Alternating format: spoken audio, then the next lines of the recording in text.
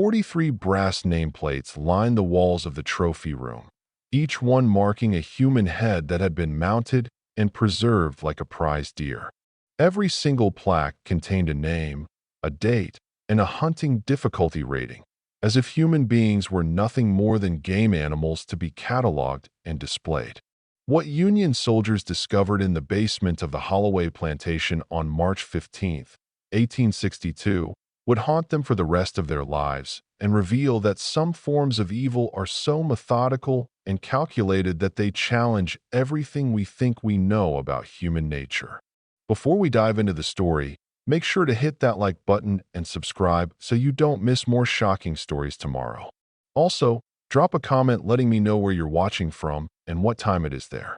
Captain William Hayes had been conducting routine searches of abandoned Confederate properties for weeks, looking for hidden weapons, supplies, or intelligence that might benefit the Union war effort, but nothing had prepared him for what he found beneath the seemingly respectable Holloway mansion. The family had fled just days before Union forces arrived in the area, leaving behind a sprawling plantation that appeared to be nothing more than another wealthy Georgian estate that had been hastily abandoned when the war came too close to home. The discovery began when Hayes noticed that the basement door had been secured with an unusual number of heavy locks and iron bars, far more security than would be necessary for storing wine or preserving food. When his men finally broke through the reinforced entrance, they were initially relieved to find what appeared to be a traditional trophy room filled with mounted deer heads, bear pelts, and other hunting memorabilia that would have been perfectly normal for a wealthy plantation owner who enjoyed pursuing game in the vast Georgia wilderness. But closer inspection revealed details that made Hayes's blood run cold, because the mounted heads that lined the walls weren't from deer or bears or any other forest animals. They were human heads that had been expertly preserved and mounted using the same taxidermy techniques that hunters used for their most prized game animals, complete with glass eyes that had been inserted to create lifelike expressions of terror and desperation that seemed to follow visitors around the room. Each trophy was accompanied by a brass nameplate that provided information about the victim in the same format that hunters used to commemorate their most successful kills. Samuel Richardson, age 34, runaway slave, March 12, 1858, difficulty rating, 7 out of 10, hunt duration, 6 hours, 23 minutes. James Murphy, age 28, Union deserter, September 3, 1861, difficulty rating, 9 out of 10, hunt duration, 11 hours, 47 minutes. The clinical precision of the records suggested that the Holloway family had been treating human hunting as a serious sport that required the same careful documentation and trophy preservation that other hunters applied to pursuing conventional game. The most disturbing discovery came when Hayes found the family's hunting journals, leather-bound volumes that contained detailed accounts of each human hunt written in the same casual language that sportsmen used to describe successful deer hunting expeditions. The entries revealed that the Holloways had been systematically hunting and killing human beings for 15 years, perfecting their techniques and treating their victims exactly like wild animals that existed solely to provide entertainment and challenge for skilled hunters who had grown bored with conventional prey. The twisted philosophy that would transform the Holloway family into systematic human hunters began in 1847, when plantation owner Marcus Holloway first articulated his belief that certain categories of people were nothing more than superior game animals that could provide better sport than traditional hunting. Marcus had inherited the 5,000-acre plantation from his father along with 200 slaves and a fortune built on cotton production, but his true passion had always been hunting the deer, bears, and wild boar that roamed the vast Georgia wilderness surrounding his property. As a young man, Marcus had been considered one of the finest hunters in the county, capable of tracking and killing the most elusive game with skills that bordered on supernatural. But by his 40th birthday, he had grown increasingly bored with conventional hunting and began searching for new challenges that could recapture the excitement he had felt during his early hunting experiences. He started hunting predators like wolves and panthers, animals that could fight back and pose genuine danger to the hunter. But even these more challenging pursuits eventually lost their appeal as Marcus's skills continued to improve. The transformation began when Marcus started studying the behavior patterns of his slaves and noticed that they displayed intelligence, cunning, and survival instincts that far exceeded anything he had observed in wild animals during decades of hunting experience. He became fascinated by the way runaway slaves could evade capture for weeks or months using strategies that demonstrated planning,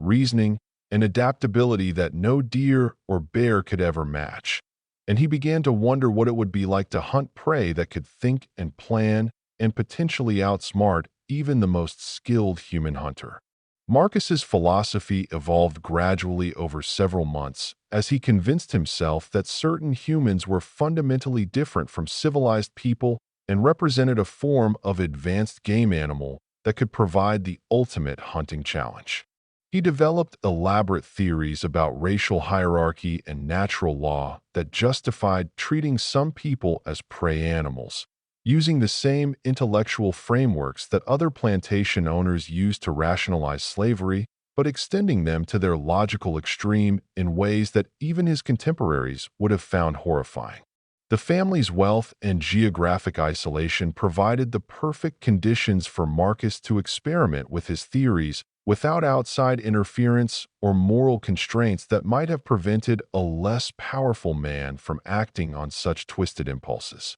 The Holloway plantation was located in a remote area of southern Georgia where neighbors were few and far between, and Marcus's reputation as an eccentric but brilliant hunter provided cover for unusual activities that might have aroused suspicion in more populated areas. Marcus began sharing his philosophy with his adult sons, Charles and Thomas, gradually introducing them to the idea that hunting humans would represent the natural evolution of their hunting skills and the ultimate test of their abilities as sportsmen.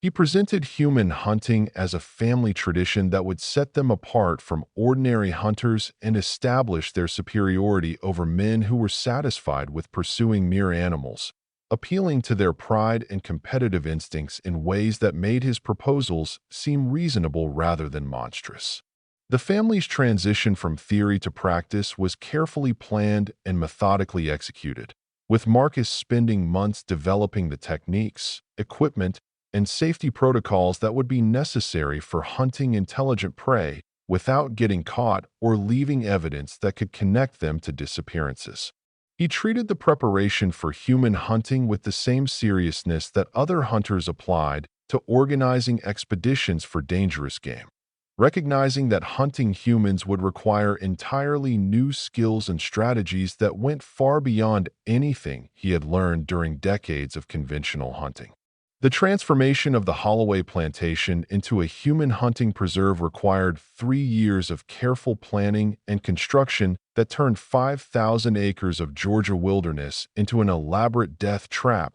designed specifically for pursuing two-legged prey. Marcus Holloway approached the project with the same methodical attention to detail that other wealthy sportsmen applied to creating game preserves for deer or fox hunting. But his modifications served a far more sinister purpose than providing entertainment for weekend guests or business associates. The centerpiece of the hunting grounds was a network of observation towers that had been disguised as fire watchtowers or tobacco drying barns, but which actually served as elevated hunting blinds that allowed the Holloway family to track human prey across vast distances without being detected. Each tower was equipped with telescopes, signal mirrors, and communication systems that enabled coordinated hunting strategies involving multiple family members positioned at different points around the property, creating a surveillance network that made escape virtually impossible once a hunt had begun. Marcus had commissioned the construction of an elaborate trail system that appeared to provide natural escape routes for anyone trying to flee across the plantation, but which actually funneled victims into predetermined killing zones where the hunters would have maximum advantage and minimum risk of detection from neighboring properties. The trails were carefully designed using principles of animal behavior and terrain psychology, creating paths that seemed safe and logical to desperate people, but which inevitably led to areas where the hunters could corner their prey without witnesses. The family's legitimate deer hunting operations provided perfect cover for their human hunting activities because the sounds of gunshots, the presence of hunting dogs, and the sight of men carrying rifles and tracking equipment were completely normal for a property known throughout the county for its excellent game hunting opportunities. Marcus had deliberately cultivated a reputation as a passionate sportsman who frequently entertained hunting guests, which meant that unusual activity on the property attracted no attention from neighbors who assumed that any strange sounds or sights were related to conventional hunting expeditions. The most diabolical aspect of the hunting grounds was the trap system that Marcus had developed using his knowledge of both animal behavior and human psychology to create capture mechanisms that were far more sophisticated than anything used for conventional game. Hidden pit traps had been disguised to look like natural depressions or animal wallows, but were actually carefully engineered to capture humans without killing them immediately, because Marcus wanted his prey to remain alive and terrified for as long as possible to maximize the excitement of the hunt. The family had recruited local poor whites to serve as hunting guides and accomplices, men who were desperate enough for money that they were willing to participate in activities they didn't fully understand in exchange for small payments and the promise of steady work. Marcus was careful to never reveal the full scope of his operations to these men, instead presenting each hunt as an isolated incident involving the capture of dangerous criminals or runaway slaves who posed a threat to the community and needed to be stopped by any means necessary. The hunting dogs that the family used for tracking human prey had been specially trained using techniques that Marcus had developed through years of experimentation with scent conditioning and behavior modification. Unlike conventional hunting dogs that were trained to tree or corner their quarry, the Holloway dogs were conditioned to pursue human prey in ways that would maximize fear and exhaustion without immediately incapacitating their targets. Because Marcus had learned that terrified humans provided much better sport than victims who had given up hope of escape. The property's remote location and the family's careful management of their public reputation meant that they could operate their human hunting preserve for years without arousing suspicion from law enforcement or neighboring plantation owners who had no reason to question the activities of one of the county's most respected families. The moment that transformed Marcus Holloway from an eccentric but conventional hunter into a systematic predator of human beings occurred on November 23, 1847, when he encountered a runaway slave named Isaiah Washington hiding in the deep woods of the plantation and made the spontaneous decision to pursue him like any other game animal. What began as an impulsive act of cruelty would establish the methodology and protocols that would govern the family's human hunting activities for the next 15 years, proving that some lines, once crossed, can never be uncrossed. Marcus had been tracking a wounded buck through the densest part of his forest when he stumbled across Washington, who had been surviving in the wilderness for nearly 3 weeks after escaping from a neighboring plantation during a brutal beating that had left him with permanent injuries. The slave was clearly starving and desperate, wearing clothes that had been reduced to rags and showing signs of exposure that would have killed a weaker man. But what caught Marcus's attention was not Washington's pitiful condition, but the intelligence and cunning that had allowed him to evade capture for so long. Instead of simply capturing Washington and returning him to his owner for the standard reward, Marcus found himself studying the man's behavior with the same fascination he had always felt when observing particularly clever or elusive game animals. Washington had created an elaborate shelter system that demonstrated advanced survival skills, had established multiple escape routes from his hiding places,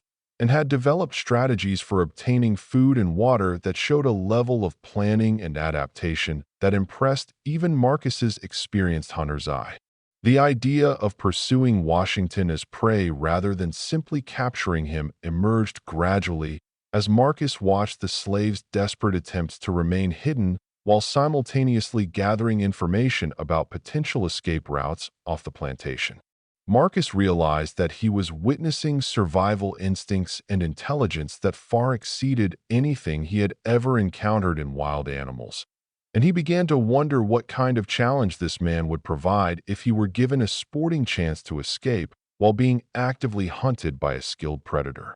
Marcus made his decision with the cold calculation that had characterized all his previous hunting expeditions, giving Washington a 30-minute head start before beginning pursuit with his best tracking dogs and hunting equipment. What followed was the most exhilarating and challenging hunt of Marcus's entire life, as Washington used every survival skill he had developed during his 3 weeks in the wilderness to evade capture, while Marcus employed all his hunting expertise to track and corner his human prey. The chase lasted nearly 6 hours and covered more than 12 miles of difficult terrain, with Washington demonstrating tactical thinking and physical endurance that pushed Marcus to the limits of his abilities as a hunter. Washington used techniques that no animal could have employed, such as deliberately laying false trails, using water to mask his scent, and even attempting to set crude traps for his pursuer,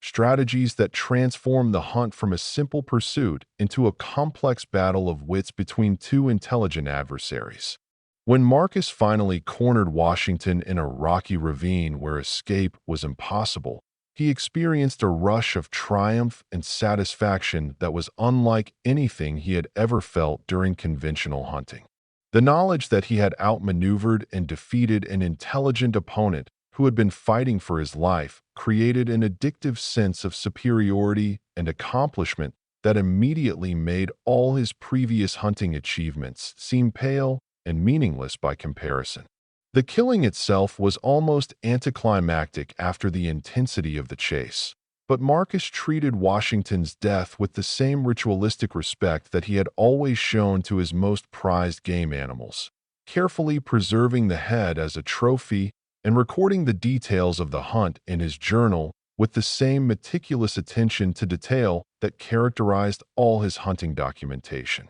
The elaborate system that Marcus Holloway developed for cataloging, preserving, and displaying his human kills revealed a mind that had transformed murder into a precise science, complete with scoring methods, seasonal records, and preservation techniques that treated human beings exactly like prize game animals worthy of permanent commemoration. What Union soldiers discovered in the family's trophy room represented 15 years of methodical documentation that proved the Holloways had approached human hunting with the same systematic dedication that other sportsmen applied to pursuing conventional game.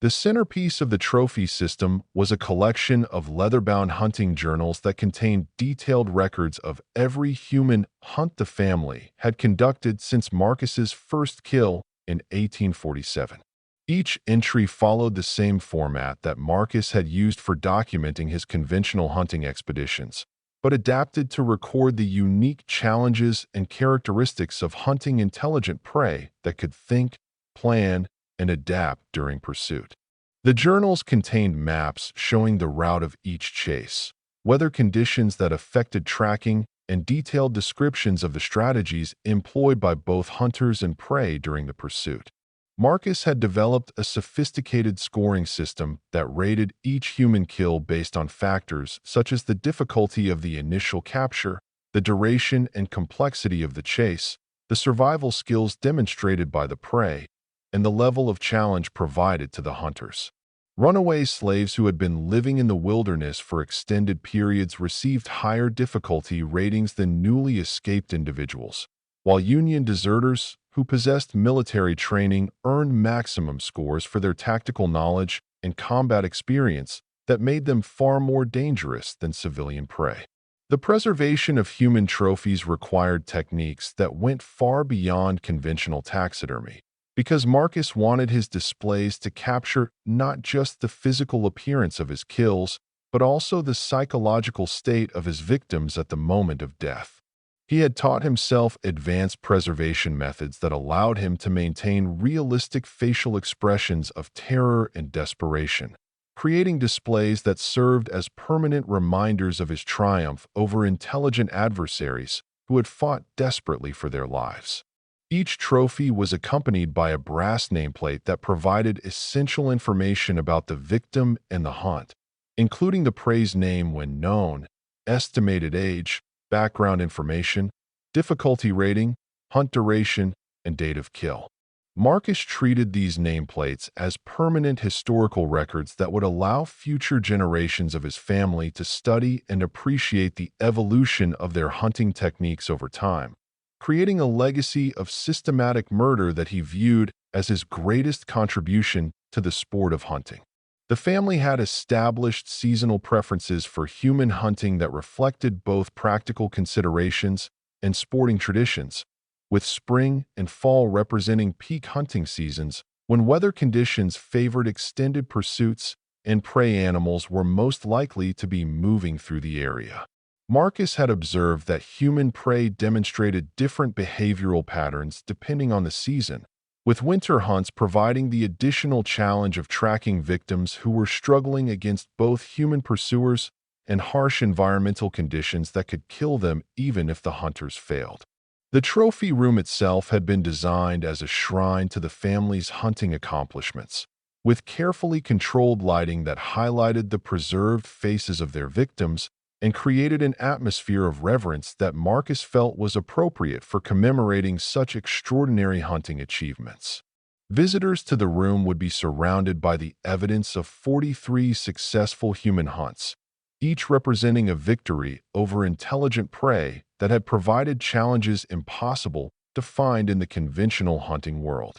Marcus had begun training his sons and grandsons to maintain the trophy system according to his exacting standards, ensuring that future generations of Holloways would continue documenting their human hunting activities with the same meticulous attention to detail that he had established. The preservation techniques, scoring methods, and record-keeping protocols were treated as sacred family traditions that distinguished the Holloways from ordinary hunters who pursued mere animals and could never understand the superior satisfaction that came from defeating intelligent adversaries in mortal combat. The process by which the Holloway family identified and selected their human prey revealed a level of strategic planning and intelligence gathering that rivaled military operations. As they developed sophisticated methods for locating potential victims whose disappearances would not trigger immediate investigations or bring unwanted attention to their hunting activities. Marcus Holloway understood that successful human hunting required far more careful victim selection than conventional game hunting, because choosing the wrong target could expose the entire operation and bring devastating consequences to his family. The primary category of victims consisted of runaway slaves who had fled from neighboring plantations and were attempting to travel north through the Georgia wilderness toward Union Territory or free states where they might find safety. These individuals represented ideal prey because their legal status meant that their disappearances would be attributed to recapture by slave hunters, death from exposure, or successful escape rather than murder, and because their survival skills and desperation made them challenging and exciting quarry for hunters who had grown bored with conventional game. Marcus had established an extensive intelligence network among local slave catchers, bounty hunters, and plantation overseers who provided regular information about recent escapes and the likely routes that runaways would take when fleeing through the area. This network allowed the family to position themselves along commonly used escape paths and to identify particularly promising targets weeks before they actually entered Holloway territory, giving the hunters time to prepare elaborate pursuit strategies tailored to each individual victim's background and capabilities. Union Army deserters represented the most prized category of human prey because their military training made them far more dangerous and challenging opponents than civilian victims, providing the kind of high-stakes hunting experience that Marcus craved above all other forms of sport. Deserters typically possessed weapons training, tactical knowledge, and combat experience that could make them lethal adversaries if cornered, but their illegal status meant that their disappearances would be investigated only by military authorities who had limited jurisdiction in Confederate territory. The family also targeted traveling salesmen, itinerant workers, and other transient individuals whose movements were unpredictable and whose absence would not be noticed for weeks or months after their disappearance.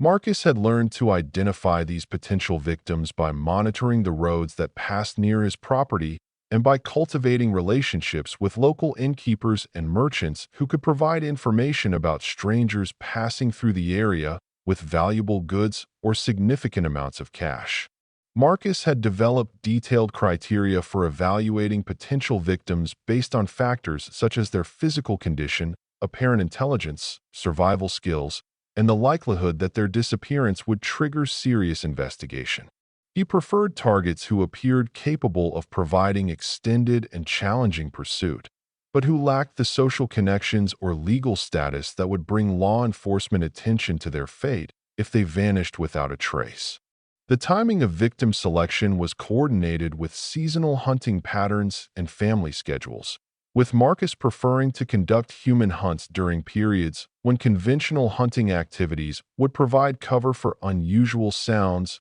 or activity on the plantation. The family maintained detailed calendars that tracked the movement patterns of potential prey through their territory, allowing them to plan hunts well in advance and to ensure that they had adequate time to properly prepare for each pursuit. The most disturbing aspect of the victim selection process was the way Marcus treated it as wildlife management, carefully controlling the number of hunts per season to ensure a sustainable supply of prey while avoiding patterns that might attract unwanted attention from authorities. He viewed human victims as a renewable resource that required careful harvesting to maintain long-term availability, applying the same conservation principles that other hunters use to manage deer populations or other game animals. The family's success in avoiding detection for 15 years was largely due to their careful victim selection and their understanding that human hunting required far more sophisticated planning than conventional sport hunting, because the stakes were infinitely higher and the consequences of discovery would be catastrophic for everyone involved in their twisted enterprise. The specific techniques and strategies that the Holloway family developed for hunting humans represented a complete evolution of traditional hunting methods, adapted and refined to pursue prey that could think, plan, and potentially outsmart even the most experienced hunters through intelligence and desperation that no wild animal could ever match. Marcus Holloway had spent years perfecting these methodologies, treating human hunting as a complex science that required entirely new approaches to tracking, cornering, and killing quarry that possessed reasoning abilities and survival instincts far beyond anything found in the conventional hunting world. The initial phase of every human hunt involved psychological warfare designed to maximize the victim's fear and exhaustion before the physical pursuit even began, because Marcus had discovered that terrified prey provided far better sport than victims who maintained their composure and rational thinking abilities. The family would begin by allowing their chosen victim to become aware that they were being watched and followed, using subtle signs and deliberate glimpses of their pursuers to create mounting paranoia and panic that would cloud the prey's judgment and force them to make desperate mistakes. The pursuit phase employed a combination of traditional tracking techniques and innovative strategies that Marcus had developed specifically for hunting intelligent quarry that could adapt their behavior during the chase. Unlike conventional game that followed predictable movement patterns, human prey required constant tactical adjustment and creative problem-solving from the hunters, who had to anticipate their victim's psychological state and likely decision-making processes while simultaneously tracking their physical location through difficult terrain. The family's hunting dogs had been trained using methods that differed dramatically from conventional hunting dog training, because human prey required different pursuit strategies than deer or other game animals. These dogs were conditioned to maintain constant pressure on their targets without immediately bringing them down, creating sustained terror and exhaustion that would gradually wear down even the strongest and most determined victims while providing extended entertainment for the hunters who followed behind. Marcus had developed a systematic approach to cornering human prey that took advantage of both the geography of his property and the psychological weaknesses that emerged when people were pushed beyond their physical and mental limits. The carefully designed trail system funneled victims toward predetermined locations where escape was impossible, but the psychological manipulation involved in driving prey toward these killing zones required far more sophisticated planning than simply herding animals toward a fence or cliff. The family employed multiple hunters working in coordination to execute complex pursuit strategies that would have been impossible with conventional game, using their ability to communicate and plan together to create elaborate tactical scenarios that maximize the challenge and excitement of each hunt. Different family members specialized in different aspects of the pursuit, with some focusing on psychological manipulation while others handled the physical tracking and others prepared the final confrontation. The weapons and equipment used for human hunting had been specially modified or custom designed to account for the unique challenges of pursuing intelligent prey that might be armed or capable of setting traps for their pursuers. Marcus had experimented with various approaches to incapacitating human targets without killing them immediately, because he wanted to maintain the possibility of extended pursuit even after initial contact had been made with the victim.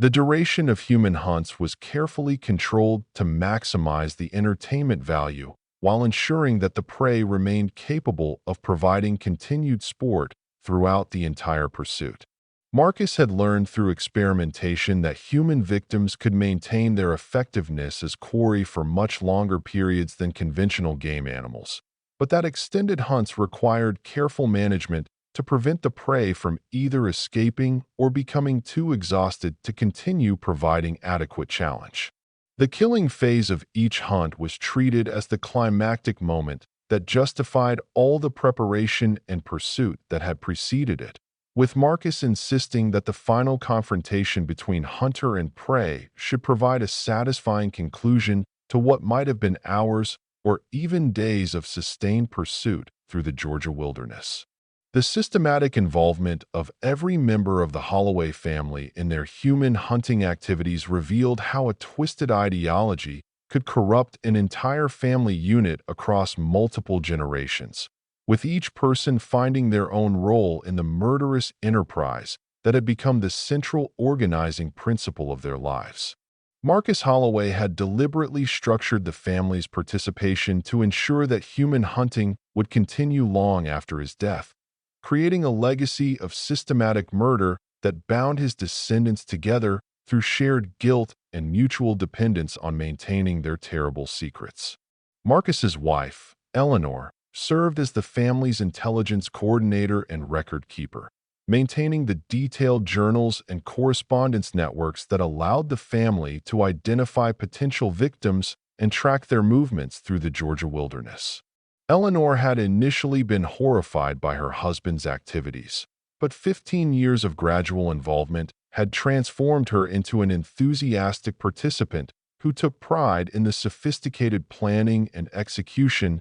that distinguished their human hunting from the crude violence of common criminals. The couple's eldest son, Charles, had been trained from adolescence to serve as the family's primary tracker and pursuit specialist, developing skills that allowed him to follow human prey through terrain that would have defeated even the most experienced conventional hunters. Charles possessed an almost supernatural ability to predict the behavior and movement patterns of terrified victims, using his understanding of human psychology and survival instincts to anticipate his quarry's decisions hours or even days before they made them. Thomas, the younger son, specialized in the psychological manipulation and intimidation tactics that were crucial for driving human prey toward the predetermined killing zones where the family held maximum advantage. Thomas had discovered that he possessed a natural talent for creating the specific type of fear and desperation that made human hunting most exciting, and he had developed elaborate techniques for maintaining psychological pressure on victims throughout extended pursuits that might last for days. The family's youngest generation had been systematically introduced to human hunting through carefully controlled exposure that gradually normalized murder and transformed it into a family tradition that they accepted as completely natural and appropriate. Marcus's grandsons, ages 12 and 15, had been participating in human hunts for several years, initially serving as observers and message carriers, but gradually taking on more active roles as their skills and experience developed. Eleanor's sister, Margaret, who lived on the property with her own children, served as the family's trophy preparation specialist, using advanced preservation techniques that she had learned through years of experimentation to create the displays that filled their underground museum. Margaret had developed methods for maintaining realistic facial expressions and body positioning that captured the final moments of their victims' lives, creating permanent reminders of the family's hunting achievements. The family's participation extended beyond the actual hunts to include elaborate planning sessions where each member contributed their specialized knowledge and skills to the development of pursuit strategies tailored to individual victims. These planning meetings were treated as family councils where major decisions about victim selection, timing, and methodology were made through consensus, ensuring that every family member felt ownership of their shared enterprise. The children's education had been structured around human hunting activities, with traditional academic subjects supplemented by specialized training in tracking, psychology, anatomy, and preservation techniques that would be essential for their future participation in the family business. Marcus viewed this educational approach as a necessary investment in ensuring that human hunting would continue to evolve and improve across generations. The most disturbing aspect of the family's participation was the way that human hunting had become so thoroughly integrated into their daily lives that they discussed murder with the same casual familiarity that other families might use when talking about farming or business activities. Their correspondence with distant relatives contained coded references to hunting successes and seasonal planning that would have seemed perfectly innocent to anyone who didn't understand the true nature of their activities. The family's shared participation created a system of mutual accountability that made it virtually impossible for any individual member to withdraw from the human hunting activities without exposing the entire enterprise, because everyone possessed knowledge that could destroy the others if revealed to authorities. This mutual dependence had transformed the Holloway family into a criminal organization where loyalty was enforced through the shared guilt of systematic murder. The moment that ended the Holloway family's 15-year reign of terror came at 2:47 p.m. on March 15, 1862, when Captain William Hayes pushed open the final door in the plantation's basement and found himself face to face with 43 human heads mounted on the walls like hunting trophies, each one preserved with glass eyes that seemed to stare accusingly at the Union soldiers who had stumbled upon evidence of crimes so systematic and horrifying that they challenged everything the men thought they knew about the limits of human evil. Hayes had been conducting what he expected to be a routine search of the abandoned Holloway plantation, looking for hidden weapons or Confederate supplies that might be useful to Union forces advancing through Georgia, but the heavily secured basement door had aroused his suspicions and prompted a more thorough investigation that would haunt him for the rest of his life. The initial discovery of what appeared to be a conventional trophy room had been disturbing enough, but the realization that the mounted heads were human rather than animal had sent several of his men fleeing from the basement in horror and disbelief. The meticulous records that the family had maintained provided irrefutable proof of their crimes, with leather-bound hunting journals that documented every human hunt, in the same casual language that sportsmen use to describe successful deer hunting expeditions. Each entry contained detailed information about the victim's identity when known,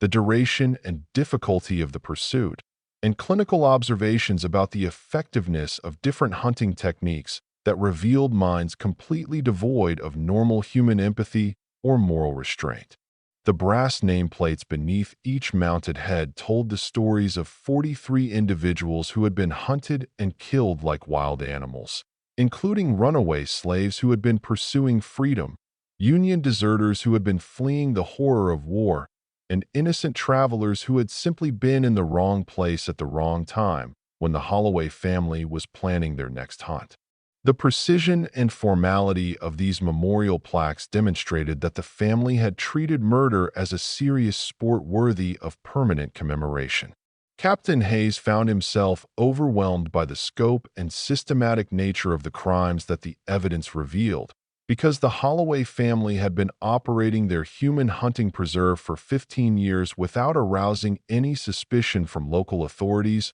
or neighboring plantation owners who had dismissed them as eccentric but harmless sportsmen.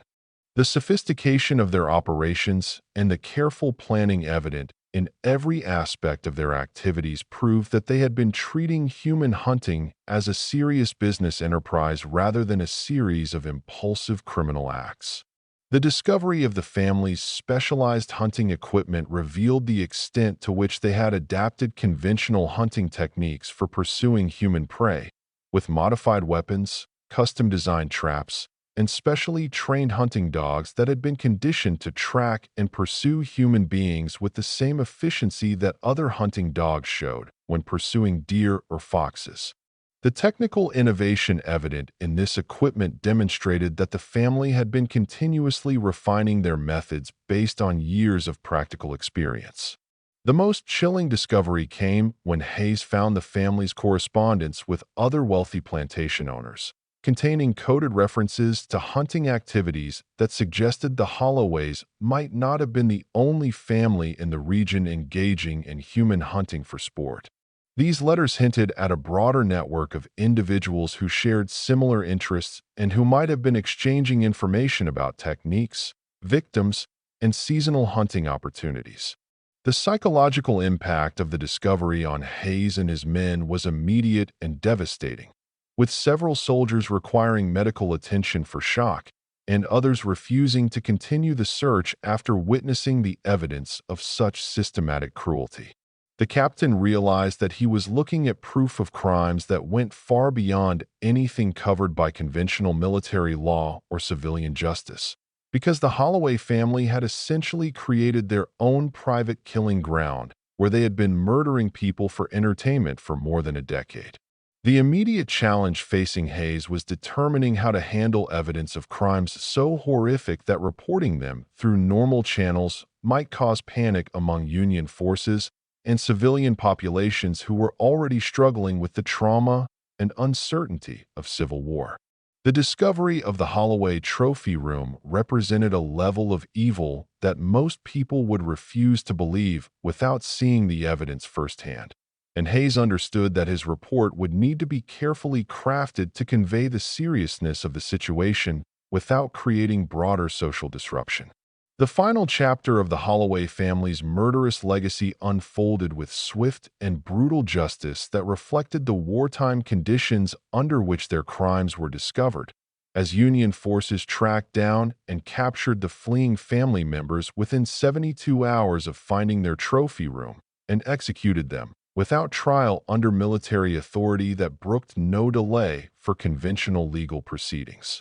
The family that had spent 15 years hunting human beings like deer would themselves become prey in a manhunt that ended their reign of terror but left haunting questions about how such systematic evil could have flourished undetected for so long. Marcus Holloway and his sons were found hiding in an abandoned Confederate supply depot 20 miles from their plantation, where they had been attempting to destroy evidence and plan their escape to Mexico when Union cavalry surrounded the building and demanded their surrender. The family's capture was anticlimactic after the horror of their crimes. with Marcus showing no remorse or recognition that his actions had been anything other than legitimate sporting activities that happened to be misunderstood by people who lacked the vision to appreciate superior forms of hunting. The military tribunal that was hastily convened to deal with the Holloway case lasted less than 6 hours, because the evidence of their crimes was so overwhelming and undeniable that lengthy deliberation was unnecessary. The family's own hunting journals provided detailed confessions to 43 murders, and the trophy room contained physical proof that left no room for doubt about their guilt or the systematic nature of their activities over more than a decade of human hunting. Eleanor Holloway and her sister Margaret were executed alongside the men,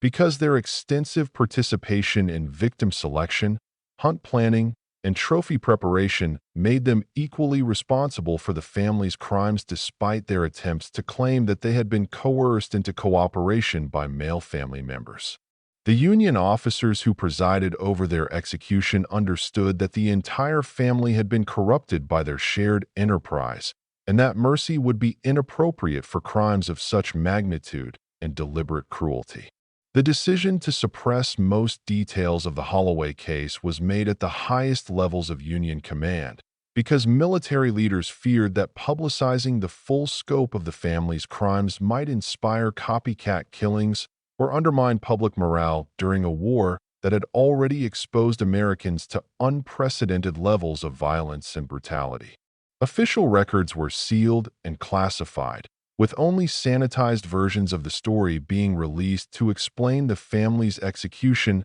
without revealing the horrifying details of their human hunting activities. The Holloway plantation was burned to the ground within days of the family's execution, with Union soldiers systematically destroying every building and structure to ensure that no trace remained of the hunting preserve where so many innocent people had died. The trophy room and all its contents were incinerated in a massive bonfire that some witnesses described as an attempt to purify land that had been corrupted by years of systematic murder and desecration of human remains. The broader implications of the Holloway case would remain classified for decades, but the few officials who knew the full story understood that the family's crimes represented something far more disturbing than individual criminal behavior.